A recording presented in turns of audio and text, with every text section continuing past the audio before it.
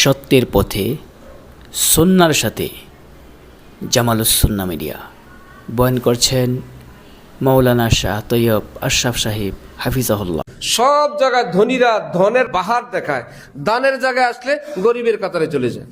সদকায় ফিতির আসতেছে, খবর নেই হুজুর সর্বনিম্ন সদকায় ফিতির কত, অথচ বাজারে গিয়ে জিজ্ঞেস করে সর্বনিম্ন সিম কোনটা, সর্বনিম্ন ফুলকপি কোনটা, সর্বনিম্ন টমেটো কোনটা, সর্বনিম্ন কাপড় কোনটা, সর্বনিম্ন গাড়ি কোনটা, সর্বনিম্ন স্যান্ডেল কোনটা। আল্লাহর কসম করে বলেন কেউ জিজ্ঞাসা করে?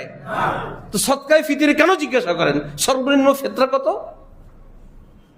এই ফেতরা তো কোন গরিব মানুষ পাবে, কোটি কোটি টাকার মালিক, হাজার কোটি টাকার মালিক, সে সর্বনিম্ন ফেতরা খোঁজ করে 80 টাকা 90 টাকা। আরে ভাই, আপনি 5,000 টাকাও তো ফেতরা আছে, 10,000 টাকাও ফেতরা আছে। সেটা যদি একজন গরিব পায়, আল্লাহ রে, আমরা ফ্যামিলির 10 জন, 10 1 লাখ টাকা ফেতরাই আসছে, কত গরিব কি দিলে গরিব হাসতে হাসতে খুশি হয়ে যাবে। আল্লাহ, বড় লোকের ফেতরাও কত বড়, সুবহানাল্লাহ। আল্লাহ এদেরকে আপনি আরো দেন, এরা পাইলেই তো আমরা পাই, এরা বড় হইলেই তো আমরা পাই।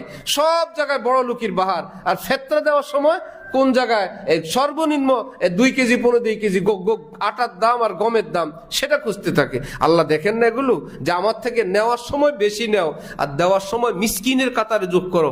দেন দেন দেন, ঢিল দিতে থাকেন। কোরআন শরীফে আছে, ইস্তাদরিজুহুম মিন হাইসু লা ইয়ালামুন, আমি ঢিল দেই, এমন ভাজে ঢিল দেই, যাকে ঢিল দেই সেটা আর পায় না।